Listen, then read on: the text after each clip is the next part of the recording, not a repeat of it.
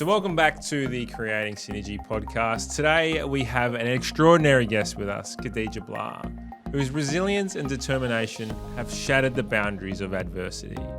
But before we begin, I really want to provide everyone with a trigger warning as we discuss some sensitive topics such as female genital mutilation and her experiences as a refugee in war. I must say that this podcast is the first in over 100 episodes that's had me choked up and lost for words. At just 9 years old, Khadija had something deeply personal taken away from her through the cultural practice of female genital mutilation. You should be prepared to be moved as she shares her relentless pursuit of justice and unwavering commitment towards ending this human rights violation. Her TED Talk has reached over 3 million views worldwide, and her work is making a profound impact on this world. She shares her self-care strategies as an autistic person with ADHD, while shedding light on the extreme racism that she faced as a 13-year-old newcomer to our shores. She also dismantles our view on unconscious bias. As a mother and advocate for individuals on the autistic spectrum, Khadija enlightens us on the importance of understanding and supporting neurodiversity. And her activism doesn't stop there as we delve into the fight against female genital mutilation, breaking the cycle of how she's helped countless girls through her work. So we delve into her fight against female genital mutilation, breaking the cycle, and how she's helped countless girls through her work, which you'll be surprised still occurs to this day in Australia. We'll explore the value of education and the connection between happiness and productivity, and most importantly, the belief that change is possible. Khadija's powerful message of hope will leave you inspired, enlightened, and motivated to create a positive change in your own life and in the lives of those around you. So that without further ado, let's embark on this amazing and most impactful conversation that I've ever had on the Creating Synergy podcast with Khadija Gbla. So welcome back to the Creating Synergy podcast. Today, I have the immense honor of sitting across a force of change and an advocate of all things gender equality and social justice, the beautiful Khadija Gbla. Welcome to the show. Thank you, Daniel. 12 months in the making. Thank you for holding space for me, waiting for me to get my act together, to come to my senses. Absolutely right. Yes, we did ask you 12 months ago. You said yes 12 months ago. And I was stuck in the desert, Daniel. I was coming from the safari desert. It takes time to feed the camels and water them and talk to my ancestors and then make it to Australia on a kangaroo at some point. Well, we'll dive into that travel in due course. But look, your TED Talk has been shared over 3 million times, and you've just absolutely done a world of good with everything that you are doing. Young Australian of the Year for South Australia. You're in Australia's topmost 50 inspirational women. Your impact has resonated on a national and international scale, and specifically in the world of human rights. I'm really interested in your journey and your experiences and understanding how your life has been shaped by your earliest context. Yes. Where did it all begin? Where did it all begin? I think if probably one would say it began when my grandfather, my mom's father. So this probably is what is important to point out is that I'm 4 times a queen on all sides of my family. And people are like, how do you become 4 times what? Don't worry about it, okay? They call villages back home, which will be the same as a local council in Australia. So let's say West Torrens Council or Port Adelaide, similar size.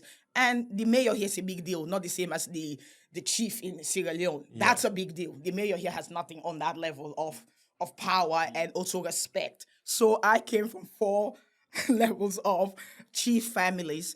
But my grandfather on my mother's side was who I would say my history would be the most connected with. So he was a chief at the time when you sent your daughters and to stay home, to cook and be wives. You sent your sons to school. Guess what's funny about a man who is a Muslim missionary but knows the Bible in and out, believes in liberal religious freedom, didn't matter what God you called it. Think about the times. Then has daughters. So he has 3 wives at any given time, okay? All those wives produce a lot of babies. There's a lot of children. he sent every single one of his daughters to school at a time when that was not the standard. In fact, that would have been revolutionary. Yeah. Then he ensured, my mom used to say this, she's like, if my father finds me home in the kitchen, he would actually beat the shit out of me. So he was abusive in the sense for what he thought was the right thing. You read your books. Yeah. Education is better than silver and gold. The war would then happen. My grandfather is dead. We're being prosecuted because of those full-time connections. All of a sudden, they come back to bite you in the ass. Full-time queen. It's a lot of hassle on the child. So just explain the four-time queen. So four-time queen meaning obviously you come from... Each of those parents are all chiefs. Oh, wow. Okay. Chiefdoms. So I have 4 chiefdoms that have been passed down. And being the first daughter, granddaughter in the family, that's a huge magnitude. Yeah. Meanwhile, I'm here messing around when I could be ruling kingdoms. This is what I mean, Daniel. We're not equal, are we? No, this is a bit of coming to America about it. Coming to Australia. Coming the to Khadija episode on ABC coming out soon. But I say all of that to say I come from a line of leadership. And a line of leadership that has always stood its ground and has pioneered rather than go with the grain, decided to self-reflect and go, no, we're going to take a different path. Funny enough, that saying that my grandfather said to my mom, education is better than silver and gold. When the war broke out, and I was 3, so I became a refugee at the age of 3. And I can't explain what that feels or look like because I have an 8-year-old. And when he was 3, I was buying more teddy bears, more Lego in my house. But my child was one of bombs dropping. My mom saying, stay as quiet as possible. People actually want you dead. 2 different variations. But that legacy of my grandfather will flow on. Once my mom got us out of Sierra Leone, where we were internally displaced for 8 years, we went to a refugee camp. While most of the other women could not survive independently without meal protection, which comes with a cost, or other activities they had to take part in for survival, my mom was able to go to work. So once again, the power of education, we got different opportunities. That education her grandfather talked about will come back to be a blessing. Education is better than silver and gold. She lost her family. She lost her connection to country. She lost everything. But guess what she had? Education. It meant in a new country with 2 daughters, a single mom. One is a newborn baby. My sister was just born when the war broke out. So 1 and 3. Can you imagine the vulnerabilities in that? The lack of protection and just target. Yeah. So how did the education... So I understand education is the currency, right? Like that's it. She could go to work. She could go to work. So they noticed her being an educated person. Yes. Therefore, they decided she became a teacher. She became a math specialist teacher and an arts teacher. That meant we had an education as well. So I was able to go to school. Okay. So even though English was my 8th language, I had learned some English. I had enough to communicate. I had in such also a formal way. When I came to Australia, I thought Aussie kids were slack with their English. I spoke like I had grew up as the grandchild of the Queen because it was so formal. Where are you at? Not where you are. It's like, oh, Jesus, why are these kids talking like this? And I remember my teacher saying, is somebody doing your assignments? I'm like, who?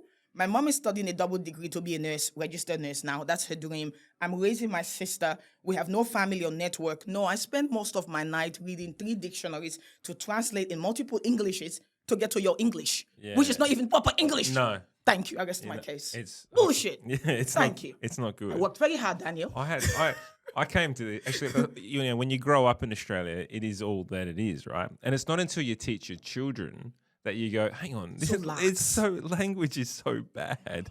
We're horrible. When you hear our prime minister and members of speak, I'm like, where's the formality? Yeah. Where's the dignity? Yeah. How are ya?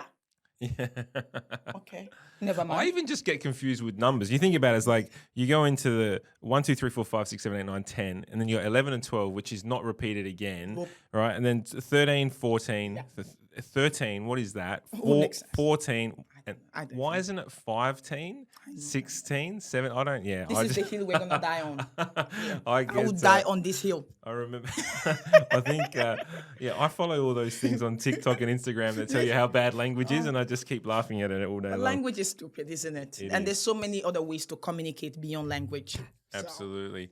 So you are coming to Australia. How did we find yourself here? Well, we didn't choose. Contrary to a lot of popular opinion, refugees don't just actually shop around where they want to go. Yeah, okay. Maybe if you are a special kind of refugee, not all of us, and we could also get a boat. Everyone keeps saying, Khadija, you came the right way. So we went to a refugee camp. We lived there for years. My mom applied for refugee status. We were acknowledged as refugees. There I am, this child going, I'm a refugee, I have no national home. What does that even mean, not having a national home anymore? But we applied for that process. They interviewed us, and the interview was funny. You're going to love this. So some man in a suit from Australia came all the way to Africa. So the refugee camp, was in Australia. It's in Gambia. Oh, okay. So after we escaped the war in Sierra Leone, after 8 years of being displaced, we ended up in a refugee camp in Gambia, which is a neighboring country. Yeah. And in there is where we did our interview. So this Australian man in his suit, more often what you would look like, Daniel, comes down there to talk to my mom and my sister and I about our experience. And the time our English wasn't as good, so my mom said, just shake your head and smile. So every single question he asked us directly was that. Yeah. While my mom is answering questions, we're just like, you want to go to Australia? Where's Australia? Yeah. You're not safe? Safe. Maybe. Yes, we sure. But it was interesting to go through that process of almost being evaluated to be fit to be in Australia. Medical, questionings that are very private, to everything from your family background to can you go back, can you not go back. It's very in-depth. And the point of that is the attractive refugee. Even in such a horrible world where we're saying, well, these people are deserving of protection. There's a war. Can we help them? And we have rules that say we should help them. But we want the attractive ones only. Yeah, wow. We want the ones without Ebola or HIV or use the screen for that. We don't want the amputees. Yeah. Our war has one of the largest amount of amputees in the world. And I want to do a trigger warning. So during the war, what they would do is say short sleeve or long sleeve. Yeah, wow. And then they chop. Yeah, wow. Sorry for that. So just for the sake of it, for the evilness of it. And that was both limbs. So for those who aren't watching the video, short sleeve means cut off the hand, and long sleeve means cut off from the shoulder off. And the legs are the same. And the legs are the same. And if you're pregnant, they take bets on whether you are having a boy or a girl, which defeats the very purpose. Oh, wow. Yes. Is that still happening today? To some extent. In a more minute, after the war ended officially 13 years ago, we had Ebola, of course, then happened, and then, COVID hit. Where there's smoke, there's fire. The underlying causes, the conflict, the diamonds, the external interest, Western powers, there are a lot of voices, a lot of cooks in the kitchen. Yeah. And you're talking about Sierra Leone, a lot of exploitation to be had in any given time. But that's what led me to Australia, though, which I didn't choose, but Australia chose us. And we didn't choose Adelaide. Adelaide also chose us. But I couldn't be more grateful, though, for that opportunity to have a start at life. Because it is like coming from hell and going to heaven. Except heaven has spice. It's not as heavenly as you may think. Spice, something called racism, adds a bit of spice to that heaven experience. Okay. But that's probably the simplest way to explain the journey. How old were you when you landed here? 13. 13. So that teen is, we just said 13, weird number. Yeah. You're not a child anymore, but you have all those memories. So I remember being quite African, in that sense of identity. I remember climbing trees to get mango. I remember walking barefoot. I remember not having to book appointments to go see neighbors. You just went and saw them. I remember the cultural stuff, my food. So I was immersed in my culture, then plucked and boom, put in another cultural context. Yeah, wow. So you escaped your village at 3? 3 years old when the war broke out. And so 10 years it took you to get out of Sierra Leone. Internally displaced, that's called. It's another branch and category of refugees. You can't actually get out. So imagine if we were surrounded by fire and let's say this area of the city was blocked off and you spent 10 years trying to get out. Wow. We watch this in movies, right? You see the barricades and people can't get out, or they go from stop to stop, or you bargain. Yeah. That can take years. You can birth a child and have grandchildren in that process. Just like you can do that in a refugee camp where you're born generation to generation with no home, no place to go back to, no protection, no man's land, no identity. These are people's reality. For sometimes their whole life. Their whole life. Because the concept of seeking home and finding refuge It's not simple. No. Even on our most day-to-day life, you get into an accident, the path back to driving is not simple. You get fired from your work, the path back to work, these are all traumas. We talk about complex PTSD just being for veteran. I'm saying for the everyday Joe, if you get fired, I can understand if you have complex PTSD. Don't think my life is that extreme that, oh, well, that'll be boring to Khadija. No, it's not. The very fiber of who we are as human, the things we need are universal. Safety, home, security, comfort, sense of community. Maslow's hierarchy, right? Thank you. Yeah. That transcends age, race, religion, sexuality, geographical. Correct. So each context matters. So if you're here struggling, you've gone from being a mom, now you're a carer on top of being a mom, to say, I.e. myself, that's a change. That's a change that needs processing. That's a change that brings up baggage. That's a change that makes your maybe future unpredictable. That's a change. That can be traumatizing. So war, refugee, but also, hey, I'm now a carer and a mom. Gee, life is hard. Still the same battle.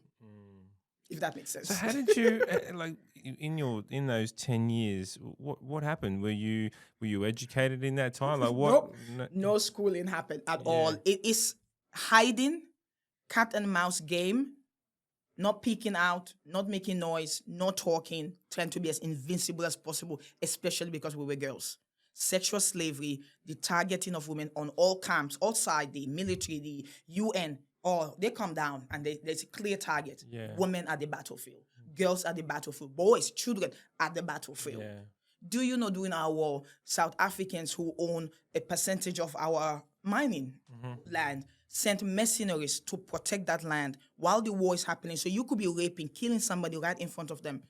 None of their business. The price of our humanity. What matters more, a plot of land or human life? Because if you wipe out all the people, I guess who's going to do the blood diamonds for them? That was my question. If there's nobody left, who's going to mine the diamonds? But they were there to protect the land. Nothing else. But then they plundered, they raped, and they got away with it. Because where there's war, who's watching? Who do you protect? There are no rules. There are no rules. Sorry, people. No, I'm trying to gather there's so much in this. I think you've described your mother. Where was your father during? My father was killed during the war. He was killed. So eliminating protection is always the first thing to do.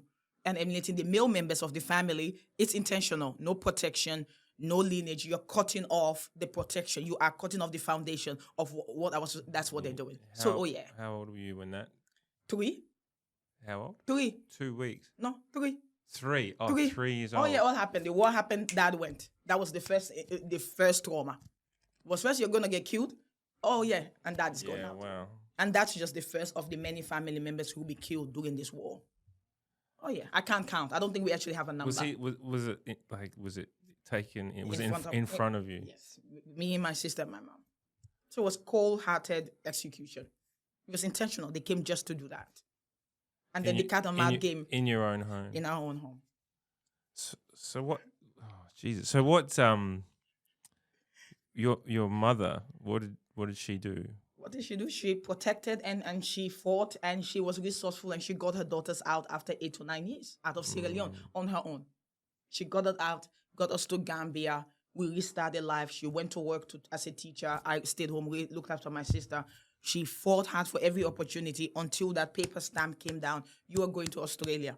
And everyone said, where the fuck is that?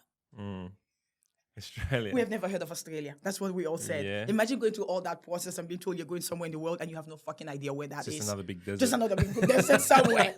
But some champion, some smuck around us said, oh, I know where that is. Some learned man. It's across the world. There's nowhere else to go after that. That's not scary at all. Yeah, free. But nobody knew about Australia. You're right. Yep. But it turns out it was paradise. It turned out it would be one of the best places to be in the world. And what a gift, I think, both ways. I think I'm a gift to Australia, but Australia is also a gift to me, if I must say that. Yeah. I think it's a match made in heaven. But no, with all honesty, I think to this day, I came to Australia on the 9th of June, 2001. 9th of June just passed. So it was a week ago. Is that 23 or 24 years? What year? 2001. It's 22 years. 22 years in calling Australia well home. Done. Or Ghana country, to be more specific, yes. Home. And it's an interesting relationship to be a refugee on a stolen land. That's a very interesting relationship and concept as well. but nevertheless, one that shares a lot of similarities to my own, colonization history back in Sierra Leone, and of course, Australia's more Anglo-colonial history.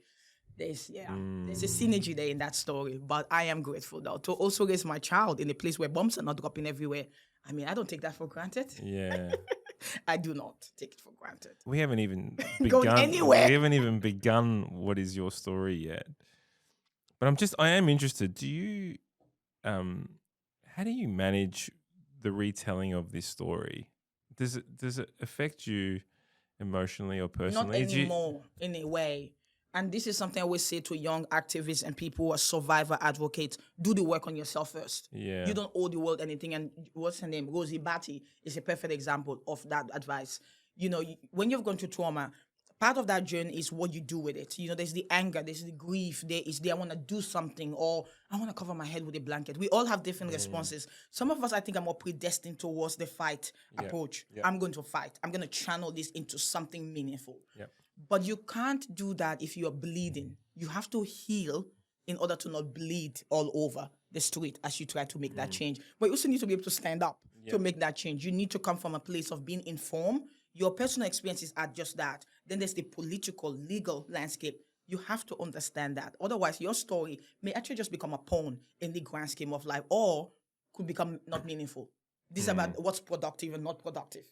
And it's political because everyone's like, well, I've been hurt. I just have to have my say. I'm the expert now. You can be the expert on your opinion, on your experience, but you're not the expert on the whole general topic of it all. And we see how that can play out. So that healing and doing the work so you don't bleed. Early complex trauma treatment, EMDR, was the key for me. Because I spent so many... EMDR. No, it's not, it's just EMDR. I don't know the full name for it, but it's a trauma treatment, which this is what they do. So your psychologist holds a hand and they move it back and forth like this. And then they tell you to focus on a memory. And you give them a memory, right? Yeah. So just for context, you're putting your finger in front of your in front of my nose, and I'm moving it. So I give a memory, for example, or when I was little, I heard a gunshot. And right now it's Christmas, and that's reminding me of gunshots because fireworks remind me of that. Oh, okay. And how does that make you feel? Initially, I feel very scared when it comes. I go, am I in Sierra Leone? Oh my God, pinch me. I'm not in Sierra Leone. It's like, no, you're not in Sierra Leone. Oh, okay. Then what's the sound? Oh, it's a fireworks. It's Christmas. It's happy time. Nobody's trying to kill me. Okay, then what's the next emotion? I'm anxious because I still don't know how predictable this is. I still don't know what if it falls off the sky. What if? And slowly, then where do you feel it in your body? My stomach, my back, my shoulder. Until we get to the heart of that trigger and remove all the emotions attached to the memory. So now every Christmas, the fireworks happen. I just go, oh, baby, we should go see the fireworks. It's so lovely. I feel nothing. Yeah, it's just an experience. All the emotions that were attached to it are gone. EMDR is called. That is what's allowed me to use my trauma to be my work. Whether DV, racism, FGM, going through a war, I am able to show up not only as a survivor advocate, but also as a professional in those contexts where I have learned what I need to learn to understand the political, the legal, the socioeconomic, enough to join these two together and make a powerful package and be okay. But part of that's also daily self-care though. Because every day is different. If I woke up on the wrong side of this today and I was extremely more tired than I am, I actually would not sound as articulate as I'm trying to be very much. Sometimes I may go into a story and actually feel just that bit of sadness in my stomach going, oh, I feel that today because my cup is low. My own tolerance is low. So then my story feels meshed into the present rather than where I'm talking about it from a distance. So I'm here with you, but I'm not in Sierra Leone. But I do have days when my cup is low. It actually... the space and time gets reduced and it feels like I'm very close to Sierra Leone. And that's never good, if that makes sense. It absolutely does. You talked about self-care. How do you manage that? How do you manage those when your cup is low? Especially when you have a child to care for as well. We haven't even gone to the other added element. And not to mention... complex needs. My son has complex needs. Correct. And on top of all that, the work and purpose that you have in life as well, right? Which is heavy and complex in its own right. Heavy is the crown. So how do you manage oneself? Therapy. I do not go to therapy. To me, it's maintenance at this point. I think too often we go to therapy with, I will achieve this goal and then I'll come out and that's it. I went to therapy thinking I'll be there for the rest of my life because I had enough traumas on the board. I remember this day marking out all the traumas. Okay, so you were born in Sierra Leone. Well, that would be traumatic itself. So your parents were killed. Yes, so you went to DV. Yes. Okay. I think probably 3, 4, 5 years in, I remember going to see my therapist and he goes, you're in remission for your complex PTSD. Like, it's not cancer. What do you mean I'm in remission? He goes, you're not reactive anymore. You're not reactive. We've put you in every context we can put you that could be triggering. You are not. And then I said, well, I want maintenance. I want maintenance because mental health is very fluid. Correct. Any stresses can come. And my life is stressful by its very nature. I don't want to be on the back burner of my own health and well-being because then I can't do what I want to do. Stay proactive, right? You have to stay proactive. So self-care for me is daily. It's planned. I don't wait for the bath. I plan that I'll have a bath today. I plan that I'll have a massage today to help me with my chronic pain, having sat in an uncomfortable position for a long period. I plan that I'll have a respite with my son to allow his needs to be met while simultaneously mommy fills up her cup. So when we come together, I parent from a full cup. I plan I'll have an early night tonight.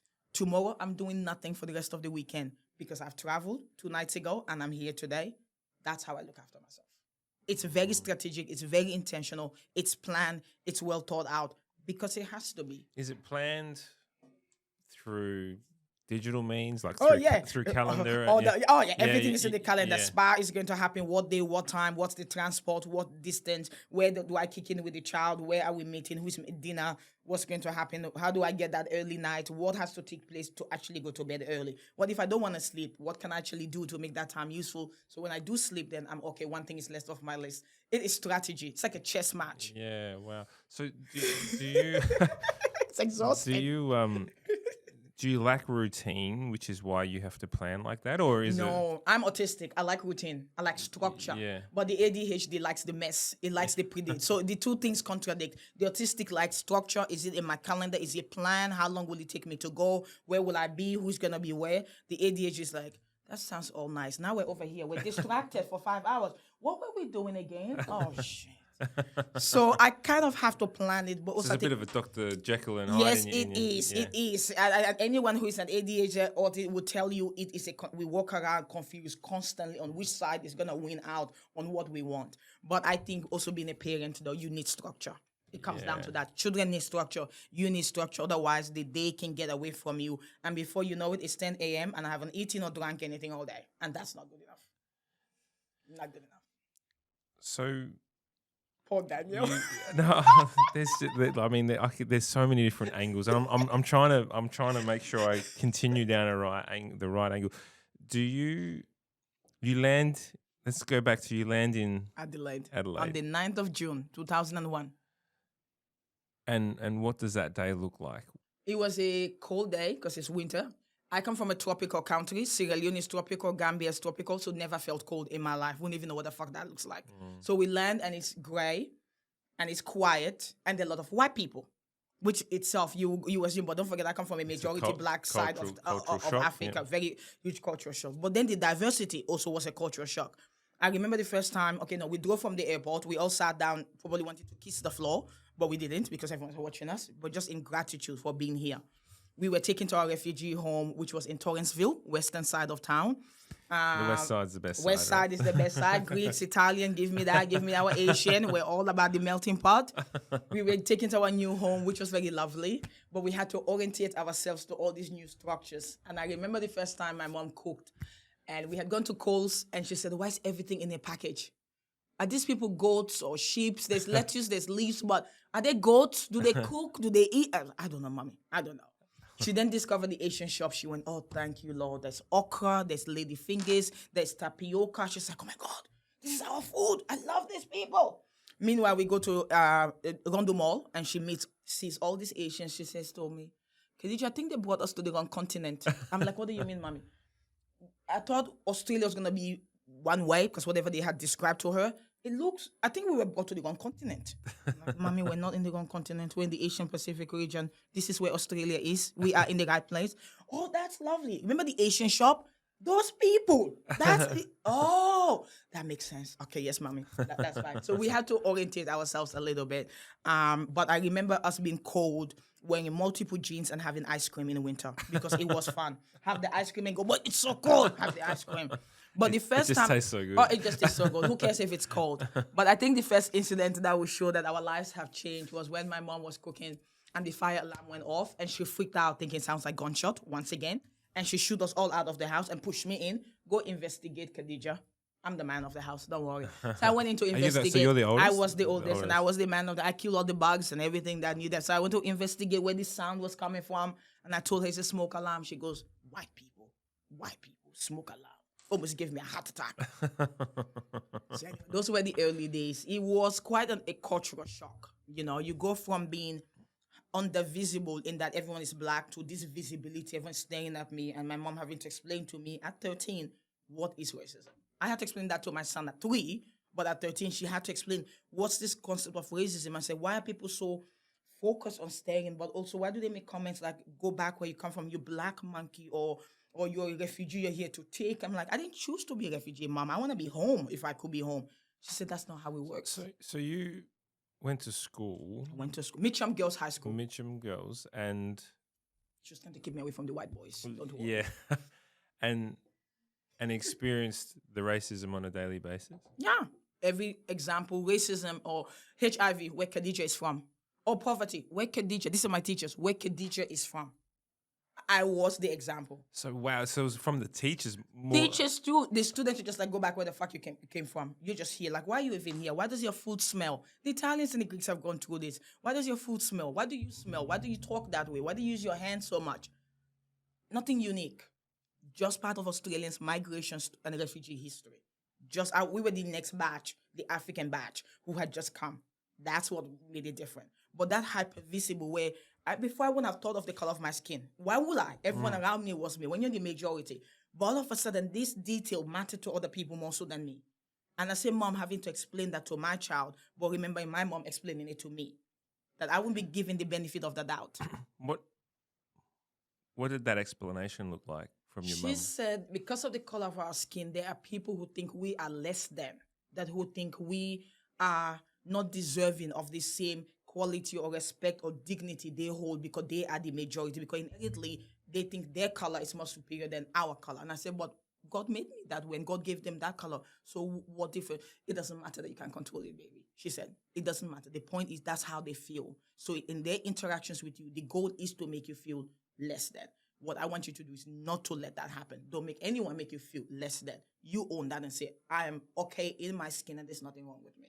That's easier said than done at the age of 13. Yeah. So you've gone from a country where, you know, they're killing, raping, war. They're plundering, yeah. And then you come to a country where people talk at you and, I guess, judge you on a daily basis. It's a different insecurity. Yeah. And there are days when racism does feel like an outright war of its own. Like as a war, I get dressed and people say, why do you dress so with a flair and you're always so, all of that? I said, it's an armor. Yeah. It's an armor to a world that will look at my presentation, actually judge me already from the get-go. So I'm going to give you something fucking beautiful to look at. Choke on it.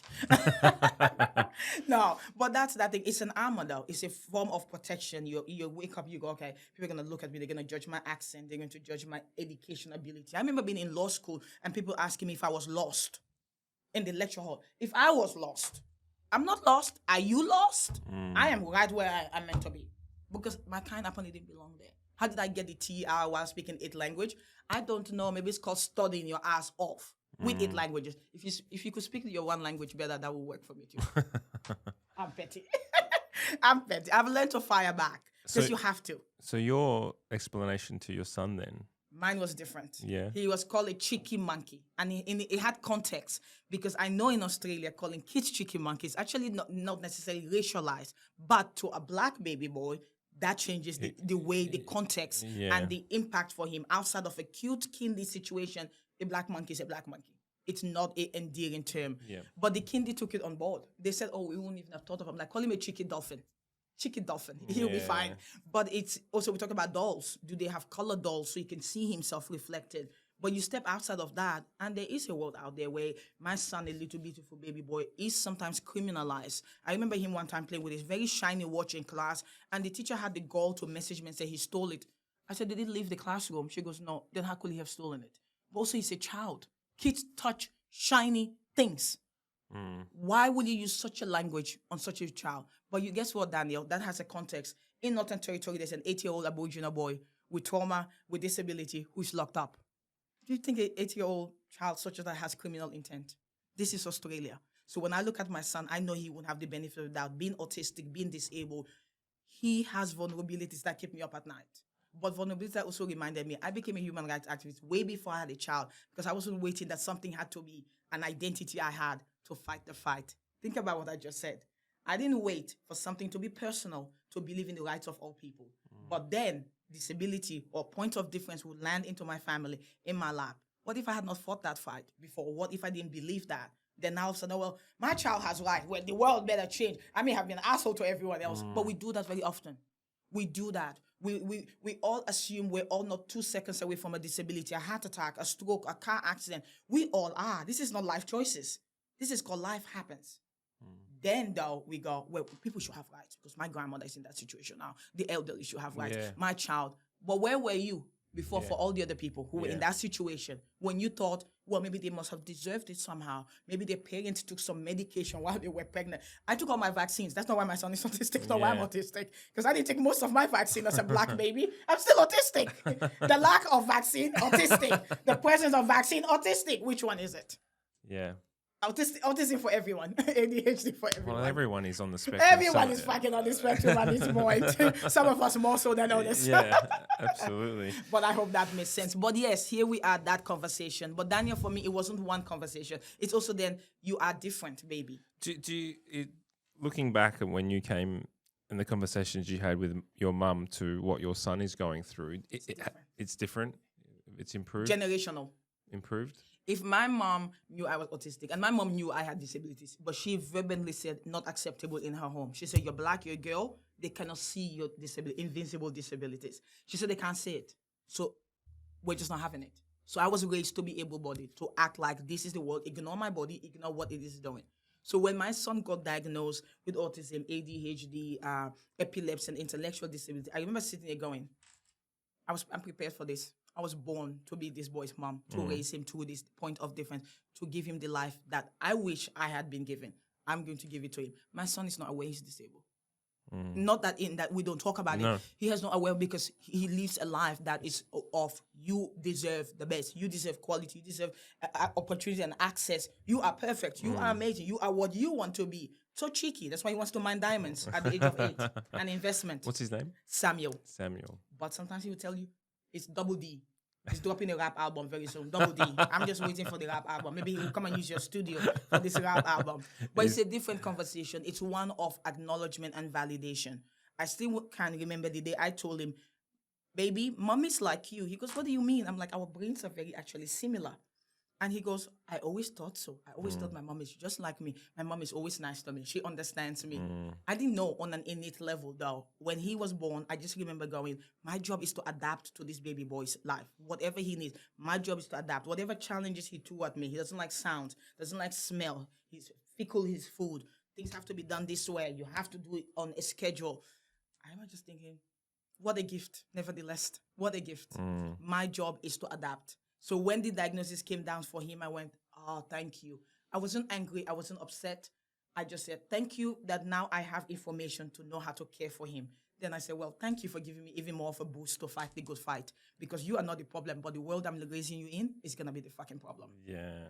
And that's the conversations we always have. I love that attitude. I heard, I kind of adopt this philosophy, I try as best as I can, in the sense that, there's the old saying, I've got to do this, or I've got to do that, I've got to do this. And if you flip the word got with get, yes. I get to do this and I get to do that. And it just sounds like that's your approach. It is. I didn't see anything lacking. I didn't see, and I know we're all unique in the way we process information like that. But I remember even having to talk to his dad, who we have no relationship with, but having to counsel him. I said, he's still our perfect baby boy. I'm calling you. We don't talk and we don't. But I'm calling you because this is unique. This only us can understand this because we give birth to this baby. Yeah. I want you to know he's still your baby boy. He hasn't changed. This information just tells us more about him, what we can do to meet his need, and the world we need to create for him. But don't think you have lost anything. It's okay to feel how you want to feel. You may have had hopes and dreams for him that you may now be questioning. But that's the beauty of this. He will tell us what his hopes and dreams are. Our job is to nurture those hopes and dreams. And I'm here with you every step of the way, because we are in this together. So even that was a breach in our relationship. And to me, I'm going to step a level up for my child's sake, because your need now requires communication in a way that's more comprehensive than the regular child. Yeah. And here we are. Right. So let's go back. Back to again, where? Safari? Because we actually said earlier that we haven't even got into the depth of We haven't gone anywhere, Daniel. of your It's experience. been 1 hour, I'm sure. It's almost been.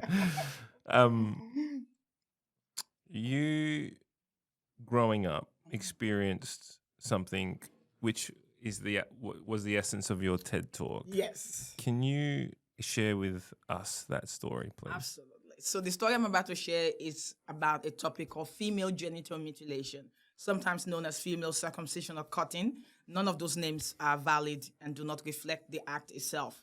There are 200 million women and girls or people who identify as female or have vulvas who have been subjected to a female genital mutilation. And that includes intersex people, members of the LGBTIQ plus A community. It transcends age, sexuality, class, and religion. I am one of millions, but in Australia, there are 200,000 women who have been cut. And I'll probably say I'm probably the loudest voice in this space. But I was only about 9 years old when I was subjected to female genital mutilation because my mom believed this was something she had to do as a mom. And that culturally, without subjecting my sister and I to a female genital mutilation, we would culturally not have been acceptable or marriageable. So what is female genital mutilation? And trigger warning for those listening, it's the act of altering the female genitalia for non-medical reasons. So essentially, the lady bits and the clitoris of little girls as young as newborn babies are cut off in the name of preserving virginity, but really, it's all in the name of masculinity. It's all in the name of the patriarchy, that women's roles are for childbearing, not pleasure, not anything else, and women's bodies are commodities to be traded and to be altered to suit a norm that only benefits men in that situation. So 200 million worldwide, and we're still counting. And in Australia, every 10 seconds, a girl or somebody who has a vulva is mutilated. So for as long as I have been here, if it's been about 1 hour, that's a lot of girls that have been cut since we started this conversation. I am dumbfounded at that still occurs in Australia. The rest of the world, I haven't. I'm not educated enough to know. But back in our own territory, right here. Yeah. It's scary. Every 10 seconds. Every 10 seconds. And we have had 4 successful prosecutions that people are not aware of. So in New South Wales, 2 years ago, 3 people were found guilty of performing FGM on 2 little girls. And they were from an Indian community that was not traditionally viewed as practicing FGM. We have heard of FGM in Russia. FGM in Asia is pervasive to the point where Indonesia and Malaysia is legal. You have signboards saying come for $20 to cut a girl. Choose option 1. You cut off the clitoris. Option 2, you cut off the clitoris and some set of lips. Or option 3, we sew you all the way up. Broadly advertised. Not even hidden. This is one of the most brutal form of gender-based violence. If I said to you we were going around cutting the ears off of little children, you'll be appalled. How did we get to 200 million genitals? We will never accept that in any other context. And just help me understand the reason why this still happens. Is it like for that patriarchy thing? It's the patriarchy thing. I know of a woman, trigger warning, in Melbourne who was masturbating and her mom took a scissors to her genitals. I know of a clinic in Shepparton that does male circumcision, under the table does female genital mutilation, all under the guise of these girls must stay virgins. It's because you get a bigger dowry. I know of Anglo little girls who are going to labiaplasty because their parents think their genitals need to look like porn stars where everything is tucked in. I know of women who have gone to have babies on what's called the husband stitch, and the doctor has turned to the husband and said, I'm going to add a few more stitches for you, mate, of an adult grown-ass woman's body. She doesn't need those extra stitches. Mm-hmm. And why are 2 men discussing somebody's body? These are all the forms of female genital mutilation. So that translates race. You can see how it's culturally then very diverse, religiously very diverse. We have heard of female genital mutilation being used to make people not be gay, to not be lesbians. Mm. Yeah. Every single reason given is not valid. There's not a single excuse for this. It comes back to your point of education is the currency, right? My grandfather's word, education. It's better than silver and gold when you can educate people. I have sat in rooms where I have great-grandmother, grandmom, mom, daughter, grandchild. What? How many levels of 6th generation crying? Great grandmother wasn't aware that this thing her husband told her had to have happened, or her father or parents said it has to happen because she's a girl. She didn't know the impact. So she then goes on to have a baby. Her husband said the baby needs to have FGM, or she'd be a bad mom. Then she passed it on to her daughter, who is now in a different cultural context, who's saying, this harmed me. I don't have normal periods. I may not be able to have babies. I have infections. I have complex PTSD. I don't even feel comfortable with my body. I have trauma. I don't want no part of this. Now, mom is like, no. If you don't do it, where does it end? They're going to look at our family. And then the intervention happens, though, whether it's Khadija or somebody works. You have that intervention where you go, no more. It has to end here. This was never necessary. It was never needed, not under any religion, not under any culture. This is just, things went completely wrong. The need to control women's bodies and sexuality, FGM is just one form of that. We see here how women are also policed, whether you wear a bikini, you don't wear a bikini, what you wear. We have seen our politicians try to minimize their femininity in politics. Julia Gillard, Julie Bishop, to some extent, dress very masculine. Why do we feel the need to do these things? When did women's sexuality, our bodies, become the threat or become the battleground for all levels? It doesn't matter, business-wise, political-wise, legal-wise. We see this battle in presentation, in who has the right to be their full self. That is not so far-fetched to then you go to a playground where a girl gets pushed by Bob and everyone goes, Bob must like you, that's why he's pushing you. There's a direct link, though. Love is now abuse, though, or your body doesn't look right. We to comment on bodies as young as now. We have kids who are 3 who goes, I can't eat. I need to lose weight. When does it stop? Or we have little girls who are told they're too bossy, but if the boy, he's a leader. Oh, he's such a leader. He's our little man, our little leader in the house. Boys don't cry, though. Where does that leave room if they don't cry? I think I got an article a while ago that said, don't tell my son to man up. He's not a man, he's a boy. He's a child. Don't use that language. He's allowed to be a kid. He's allowed to play with whatever he wants to play with, cry. Because those rigid gender stereotypes are what leads to the domestic violence and FGM. They're very rigid of what we say the binary, boy, girl, purity, cleanliness, sow your oats versus how many guys have you slept with? Oh, she's a slut. I hope that's making sense. How these threats, they are not, what they call it, superficial. They actually then manifest in what is very violent form of abuse that takes place underpinned by these attitudes that every day we ignore and go, oh, it's nothing. How do we solve the unconscious bias that... Is it unconscious, Daniel? Well... Because we now challenge the premise of unconscious bias. We challenge. Yes, we do. Because there's a level of then lack of responsibility on people's part to say, well, it was unconscious. I didn't mean to. Yeah. Okay. Think about that. It's a fine line. No, I agree. Because some things can be conscious. But in the world we live in, where we have education, we have information, can one be unconscious? Can one then or be willfully choosing not to read or look around or listen? You got podcasts coming out of our ears. We got TED Talk coming out of it. We have information. We've never had more access to information. So can one have a reasonable excuse to not being aware? Think about it. The Wi-Fi, who has no Wi-Fi anymore? We're all a click away from information. Our listeners are going to be Googling today after this session. They're going to be like, FGM, okay, I need to know everything. Yeah, absolutely. So just in regards to what people wear to work, like from a professional sense, yes, though, let's talk about that. Okay. So I think if a man rocked up in a skirt, in a skirt and a kilt, would that be okay? Well, even just in short, like in the corporate world, if someone rocked up in shorts, you'd be like, why are you wearing shorts, right? Like, so can you help us sort of understand where the boundaries are and where they're not? Why do we need boundaries? Well, humans are obsessed with boundaries. Why do we always need to curb everything? What are we so scared of? Are we scared a grown-ass man's going to come in a tutu with a crown on his head? But what would be wrong with that? I just want to say, what's the worst that can happen? I don't know. That's the point. Yeah. But what's the worst that could happen? Yeah. Is his brain still not working? Is he still not Jared? Is he still not your accountant who knows his numbers? What does his clothing have to do with his job? I'm just sorry. No, nothing. But why do we have this boundary put? We're so scared. What are we scared of? Self-expression? Why are we scared of the expressions we have as human? We're the only species that has diversity but fights against it, hates it, bullies it, destroys it. All the other species love their diversity. They have a place for it. It's part of the ecosystem. Everything counts except humans. Humans hate that. Why do you think that is? But we're scared of everything. We're scared of the unknown. What if that man comes in his tutu and his a crown? What does that mean for me? We're thinking about ourselves. What does that mean for me? It's about us and our own insecurity. It holds a mirror. That's why when people see people like us who are out there doing it, they spend time behind a keyboard bashing, I won't do it that way. Why is she not fighting male circumcision? I'm not stopping you, boo-boo, from fighting male circumcision. Let's not fight. You take yours. I have mine.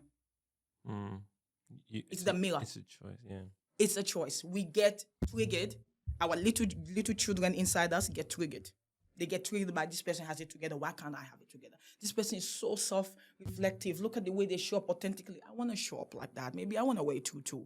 That's really what's about. It's not that you don't like that wearing tutus. You want to wear a version of a tutu, and you just don't like that. You may not feel as comfortable to do that, so you're going to project outwards. Why is he wearing a tutu in the office? It's very unprofessional.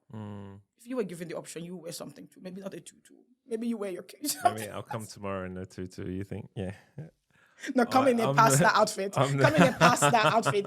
Honor your heritage. I want to see oregano and parsley coming out of your head. A beautiful pasta, cape. I want to see a pasta cape, Daniel. Give me a cape. Oh, a slice of pizza. And a slice of pizza cape. Yeah, a pizza cape. A pizza cape. Look at that. I like that. Fear. What's going through my head right now is if everyone would come dressed as however they want. On a Friday, for example. Yeah, I don't, and you probably wouldn't see extremes because there is the element of people going, what will people say anyway, you see, that's what I mean. People are not going to take it to that extreme. Yeah. You actually find a nice medium. People come in their pajamas more than they're likely to come. People come in their hoodie. I wanted to just come in an hoodie, which is why I found the most fanciest version of one I could wear. Wonder Woman, yeah. Exactly. We as humans do want to express ourselves. We want to be vulnerable. But judgment and fear, we spend so much time in that. But if people are happy, I think you get better productivity. If people are comfortable, you get better productivity. There's a reason they have offices that have casual days. For a reason. Why weren't they scared that people are going to rock up in their bikini for casual Friday? Somebody could have interpreted. I don't think anyone has. No. That tells you everything. We are scared of the unknown because we don't know. But sometimes we have to be brave. When I stood up to my mom at the age of 13 and said, this century-old practice that goes all the way back to the Egyptian days before even religion, and I said to her, it ends in my generation. It ends with me. I had no way of knowing what's on the other side of that conversation. I didn't know that this woman wouldn't kick me out of her house. I was living there. I didn't know she wouldn't pay my school fees or would not feed me. I didn't know. I was a child looking at a system, a representative of a culture that has allowed this, and nobody's questioned. It just went on and on. Nobody said why. Like food binding. Somebody had to say why. Somebody then had to say, this is useless. This is ridiculous. Or drinking while you're pregnant. Somebody had to say something, right? We never knew what was on the other side of any of this. We just know something is not right. We self-reflected. And then we act. If 13-year-old Khadija can look her mom in the eye, and a very scary African woman who has a wooden spoon always ready. I always stand next to the door. I don't want that stick. I'm like standing there. What is it ready. with the Africans and the wooden spoon? And the Italians are the same, right? Because of the pasta. It's the weapon of choice. I grew up with wooden spoons hanging on the wall. It was a prize. And they're different sizes. She's looking at it going, what level of will I need for this fucking conversation? And I'm just standing and going, I'm about to run like Usain Bolt. Hey, mommy, and then out. Peace out. But I prefer the wooden spoon over the belt. Oh, no. The belt, don't get me started. I'm traumatized. I can never look at belts the same. I can't look at belts the same. I'm traumatized, but I try to hide all the belts in the house for my mom. But yes, fear. Let's go back to the 9-year-old that has been mutilated. Yes. What happened there? What were you thinking? What the fuck just happened? Yeah. And there was no conversation. My mom just so said... how did it happen? I can explain that on this beautiful Friday morning. Trigger warning.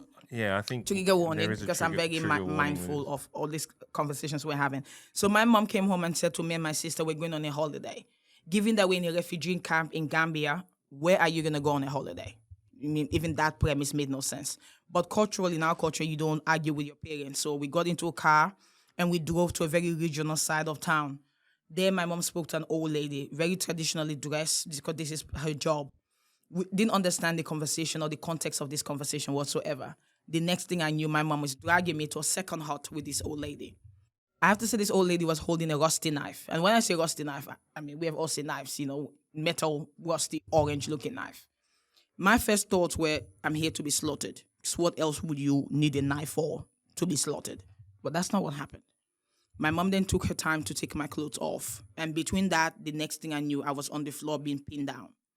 Now I'm thinking to myself, this is your parent. This is your mom. She loves you. She's meant to protect you. Either you're going to get killed or something else is happening. She didn't explain. There's no context to anything. I think that was also part of the psychological trauma, not being aware and not having anything to go with except pure fear that's running through my body. She pinned me down, and this old lady came towards me with a rusty knife. And what would probably take place, probably wouldn't have taken 1 hour, but to me felt like hours. This old lady used her rusty knife to saw away at my private lady bits. And I want to use the medical terminology, because sometimes we don't tend to, but so my labia majora, which are just lips, she started cutting away. And what was interesting for me in this situation is that I am trying to beg my mom to get off and to make it stop. And she's doing none of that. If anything, she's pinning me down further.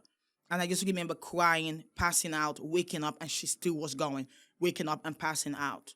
And once it was all done, it was just, you're a woman, you're now a girl. You've grown up.